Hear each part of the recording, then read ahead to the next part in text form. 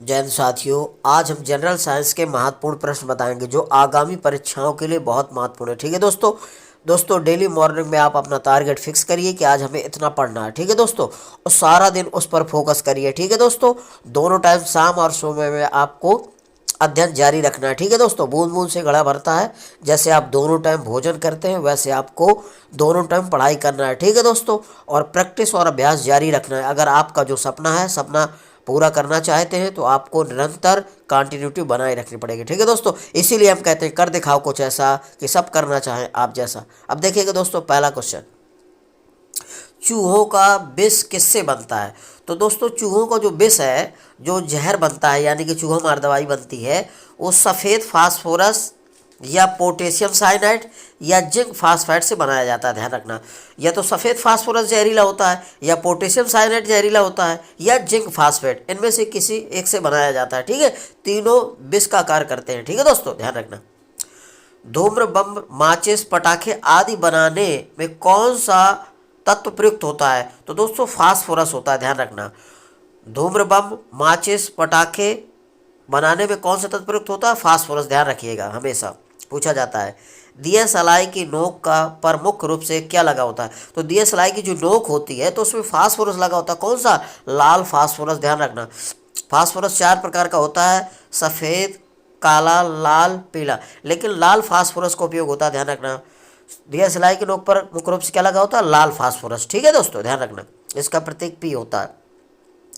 ठीक है दोस्तों, अगला है, देखिए तीली की नोक पर रेड लेड। ठीक है, रेड लेड को बोला जाता है Pb3O4। ठीक है, रेड लेड इसी को बोला जाता है लाल सिंदूर। ठीक है दोस्तों, पोटेशियम क्लोरेट, एंटीमनी सल्फाइड और गोंद के साथ लाल फास्फोरस व सल्फर का उपयोग होता है। इन चीज़ों को मिलाकर बनाया जाता है। ठीक है, जो तीली की नोक पर लगा रहता है, जिसके साथ माचिस की तीली बनती है। ठीक है, अगला है, निरापद दिया सलाई की तीलियों पर क्या लगाया जाता है? तो अभी जो बताया वही red lead, potassium chlorate, antimony sulphide व गोंद का मिश्रण लगा होता है। ठीक है दोस्तों, ध्यान रखना। अब अगला क्या है दोस्तों, दिया सलाई बनाने में किस लकड़ी का प्रयोग होता है? तो चीड़ की लकड़ी बनती है। ध्यान रखना, दिया सलाई पूछा जाता है कि माचिस की जो तीलियां बनाई जाती हैं तो उस किस लकड़ी की बनाई जाती है? चीड़ की। ध्यान रखना, चीड़ की लकड़ी की तीलियां बनाई जाती है। ध्यान रखना, माचिस की तीलियां। कौन सी धातु पीने के पानी को अत्यधिक प्रदूषित करती है? तो दोस्तों ये आर्सेनिक होता है, एस, ये सबसे खतरनाक होता है। ध्यान रखना, तो पीने वाले पानी को कौन विषैला बनाती है यानी प्रदूषित बनाती है? तो आर्सेनिक। ध्यान रखना, अक्सर पूछा जाता है कि पीने वाले पानी को कौन सी धातु प्रदूषित करती है? तो आर्सेनिक। ठीक है, अगला है, एल्यूमिनियम फास्फाइड का क्या उपयोग होता है? तो दोस्तों इसका उपयोग होता है अनाजों के परीक्षण भी किया जाता है। दोस्तों जो एल्युमिनियम फास्फाइड है तो जो अनाज होते हैं उनमें वो पटासी कीड़ा लगता है। ठीक है, जो उसको घुन जाता है, यानी कहने का मतलब है, तो उसमें एल्युमिनियम फास्फेट का उपयोग किया जाता है। आनुस यानी कि जो अनाज होते हैं दाने, तो उनको कीड़ों से बचाने के लिए एल्युमिनियम फास्फेट का उपयोग किया जाता है। ध्यान रखना। अगला है, जैव सेल क्या है? तो जैव सेल दोस्तों एक प्रकार का कोयला होता है। ध्यान रखना, दोस्तों पूछा जाता है कि सबसे अच्छा कोयला कौन सा है? तो एंथ्रेसाइट है। ध्यान रखना, सबसे अच्छा कोयला माना जाता है एंथ्रेसाइट। तो जैव सेल क्या है? कोयला है। ध्यान रखना। अगला है, तापी विद्युत स्टेशन का प्रमुख गैसीय प्रदूषक क्या है? तो SO2 है। ध्यान रखना, तापी विद्युत स्टेशन का मुख्य गैसीय प्रदूषक क्या होता है? सल्फर डाइऑक्साइड, SO2 होती है। ध्यान रखना, जो कि कोयले को जलने पर निसरत होती है, यानी कोयले की जलने से निकलती है। ध्यान रखना। ठीक है दोस्तों, अगला है साथियों, विश्व का सबसे महंगा पदार्थ कौन होता है? तो एंड्रो हेल फ्लोरीन होता है। ध्यान रखना, विश्व का सबसे महंगा पदार्थ कौन होता है? एड्रोहेडल फ्लोरीन होता है। ध्यान रखना। अगला, ग्रेफाइट की संरचना कैसी होती है? तो षटकोणी जालक होती है, षटकोणी होती है। ध्यान रखना, ग्रेफाइट की संरचना कैसी होती है? षटकोणी होता है। दोस्तों ग्रेफाइट विद्युत का सुचालक होता है। ध्यान रखना, ग्रेफाइट कैसा होता है? विद्युत का सुचालक होता है। जो हीरा होता है सबसे कठोर तत्व है, लेकिन वो विद्युत का कुचालक होता है। लेकिन ग्रेफाइट जो होता है ये कैसे होती है? सुचालक होती है विद्युत की। ध्यान रखिएगा। अगला है, काला हीरा किसे कहा जाता है? सॉरी, काला सीसा किसे कहा जाता है? तो ग्रेफाइट को कहा जाता है। काला सीसा किसे कहा जाता है? ग्रेफाइट को। काला सीसा किसे कहा जाता है? तो ग्रेफाइट को कहा जाता है। ठीक है, और कृत्रिम हीरा किसे कहा जाता है? ग्रेफाइट को ही कृत्रिम हीरा किससे बनाया जाता है? तो ग्रेफाइट से लगभग कितना 3000 केल्विन ताप और उच्च दाब पर गर्म करके बनाया जाता है। कृत्रिम हीरा किससे बनाया जाता है? तो ध्यान रखिए, ग्रेफाइट को 3000 केल्विन ताप और उच्च दाब पर गर्म करते हैं तो कृत्रिम हीरा बनता है। ध्यान रखना ग्रेफाइट को। अगला, ग्रेफाइट में दो परतों के बीच कौन सा बल कार्य करता है? तो क्षीण वंडरवाल बल कार्य करता है। ध्यान रखना, ग्रेफाइट में दो परतों के बीच कौन बल कार्य करता है? तो क्षीण वंडरवाल बल कार्य करता है। ध्यान रखना, ठीक है दोस्तों।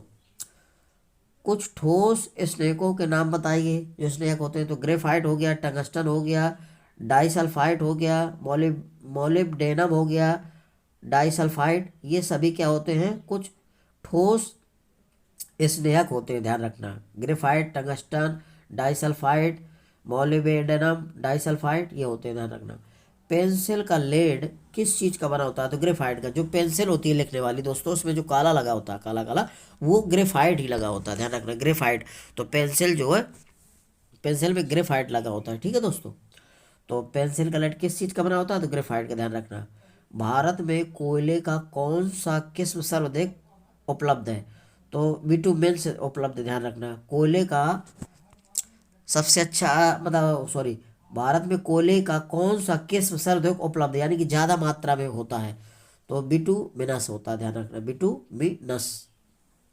अगला है, हीरे का एक कैरेट किसके बराबर होता है? तो एक हीरे का एक कैरेट होता है 205.3 मिग्रा के बराबर होता है। ध्यान रखना, हीरे का एक कैरेट किसके बराबर होता है? 205.3 मिग्रा। ध्यान रखना, ठीक है।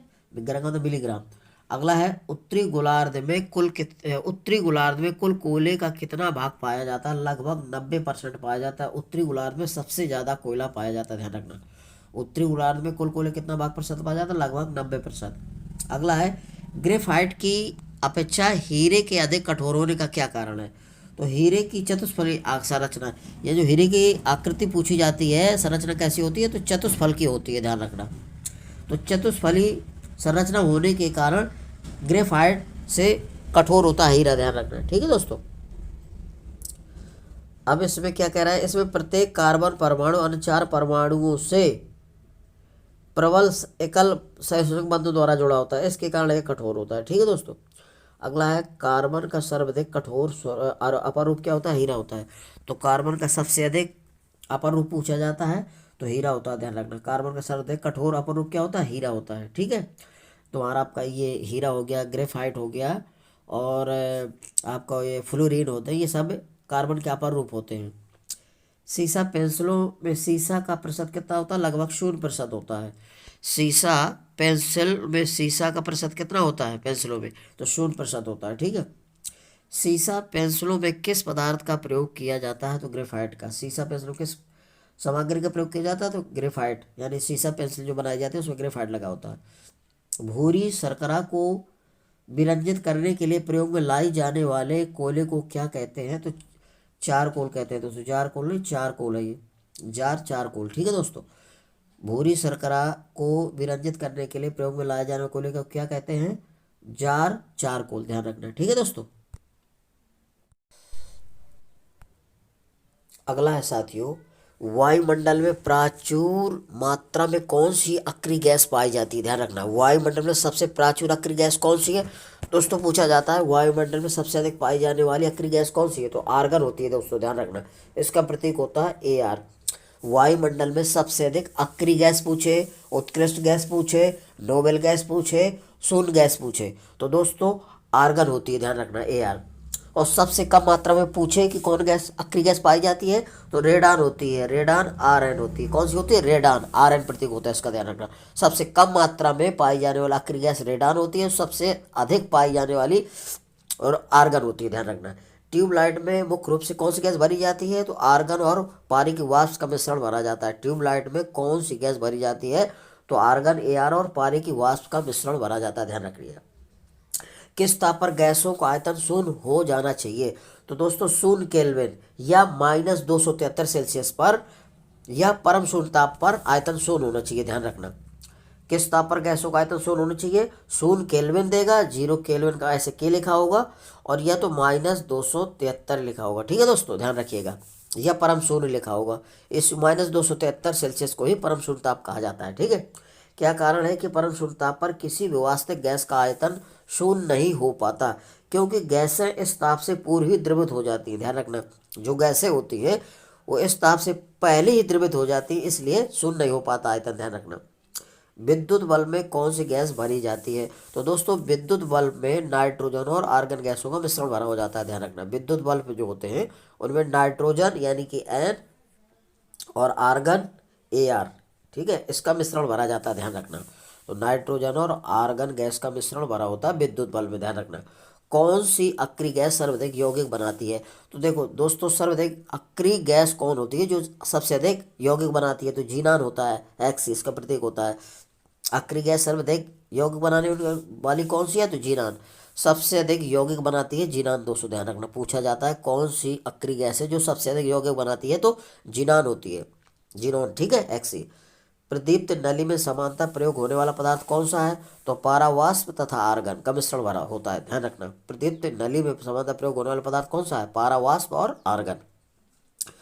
दोस्तों रेडॉन की खोज किसने की थी? तो डारन ने। ध्यान रखना, डारन ने की थी। अगला है कौन सी उत्कृष्ट गैस रेडियोधर्मी है? दोस्तों उत्कृष्ट गैस, अक्रिय गैस, नोबेल गैस, शून्य गैस पूछे कि कौन सी रेडियोधर्मी है, इनको सबके एक ही नाम है। ध्यान रखना, मतलब कहने का मतलब ये है कि उत्कृष्ट गैस अक्रिय गैस को बोलते हैं और नोबेल गैस और शून्य गैस भी कहा जाता है उत्कृष्ट गैसों को। ध्यान रखना। तो कौन सी उत्कृष्ट गैस रेडियोधर्मी? तो रेडान होती है। ध्यान रखना, रेडियोधर्मी होती है रेडान, आरएन। रेडान का मुख्य उपयोग क्या होता है?